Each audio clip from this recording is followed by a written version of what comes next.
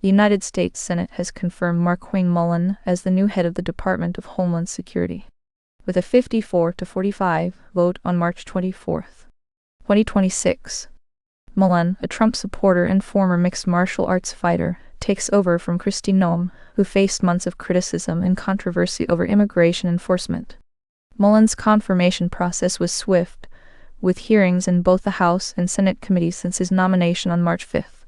His appointment comes amid a partial government shutdown over funding disputes related to immigration enforcement, which has left many departmental services without funding. As the new DS head, Mullin faces operational challenges and ongoing bipartisan criticism. He pledged during his confirmation hearing to take a better approach on immigration enforcement and vowed to protect everyone as the department's leader. However, he was grilled about past contentious comments regarding political violence and the shooting of Alex Pretty by federal immigration officials. Despite the controversies, Mullin's confirmation signals a continuation of the Trump administration's approach to homeland security and immigration enforcement. His role will be crucial in navigating the current political and operational challenges facing the department. A record-smashing heat wave is currently gripping large parts of the United States, breaking March temperature records in 14 states. Meteorologists predict the heat dome will continue into early April, potentially making it one of the most expansive heat waves in American history. The heat wave is the result of a stationary high-pressure system acting like a heat dome, trapping hot air over affected regions. Meteorologists say the area of record temperatures is extremely large and unusual. From 1/4 to 1/3 of the 48 contiguous states will be flirting with March temperature records, according to forecasts. This heat wave is part of a pattern of extreme weather events that scientists attribute to climate change. Climate scientists have determined that this heat wave is 800 times more likely due to climate change, and has added at least 4.7 degrees Celsius to the heat. Climatologist Maximiliano Herrera compiled a list of 14 states that have notched their hottest March day on record since the heat dome started. Meanwhile, the heat wave is not as intense as the Dust Bowl heat waves of 1936 or the 2021 Pacific Northwest heat wave.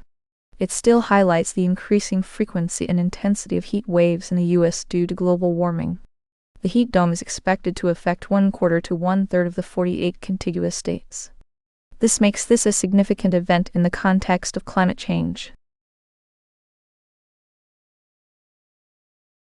Airstrikes and missile attacks have intensified across the Middle East, with Iran and its allies targeting Israel and Gulf states. Meanwhile, the U.S. has sent more Marines to the region. Iran's attacks include a missile strike on Tel Aviv, causing minor injuries and property damage. President Donald Trump claims talks are underway to end the conflict. However, Iran denies any negotiations and continues to assert its military power. Lebanon has declared Iran's ambassador persona non grata and ordered him to leave the country by Sunday. This reflects the deteriorating relations between Lebanon and Iran. The ongoing conflict involves multiple actors, including Iran, Israel, Gulf states, and the U.S., each engaging in military actions and diplomatic efforts. The international community is concerned about the impact of the war on global shipping and oil prices, with the United Nations expressing concern over the humanitarian situation. Efforts to broker peace talks, suggested by Pakistan and backed by Egypt and Gulf diplomats, face skepticism from Iran. Meanwhile, the U.S. military's presence is increasing, raising speculation about potential further military actions. United States citizen Dennis Coyle has been released after more than a year in Taliban custody. The 64-year-old language researcher was arrested in January 2025 and held in near solitary conditions. The release came as the United States government recently designated Afghanistan a state sponsor of wrongful detention, escalating pressure for the release of detained Americans.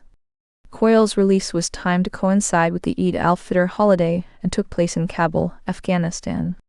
United States Secretary of State Marco Rubio welcomed Coyle's release but urged for the immediate release of other United States citizens still detained in Afghanistan. At least 2 other Americans remain unaccounted for in the country. This highlights ongoing tensions between the United States and Taliban over the issue of wrongful detention. While the exact nature of Coyle's detention is not specified, Afghan authorities maintain they do not detain foreigners for political reasons. The UAE is reported to have played a role in facilitating Coyle's release. This demonstrates the complexity of diplomatic efforts in securing the freedom of detained individuals abroad. A California jury has ordered Bill Cosby to pay $19.25 million to Donna Motsinger for sexually assaulting her in 1972. The verdict followed Motsinger's claim that Cosby drugged her with a pill and wine during a limousine ride.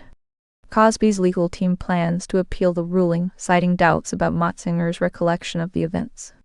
The case is part of a series of legal battles involving women accusing Cosby of sexual assault over several decades. Motsinger, who worked as a waitress at the Trident restaurant near San Francisco, alleged Cosby invited her to one of his comedy shows after picking her up in a limousine. She claimed she was left incapacitated and woke up at home naked, believing she had been drugged and raped by Cosby. The verdict could have implications for other pending cases against Cosby and could further impact his financial status. The jury in the Santa Monica case could still award additional punitive damages, details of which have yet to be determined. Cosby was released from prison in Pennsylvania in 2021 after his conviction for sexual assault was overturned.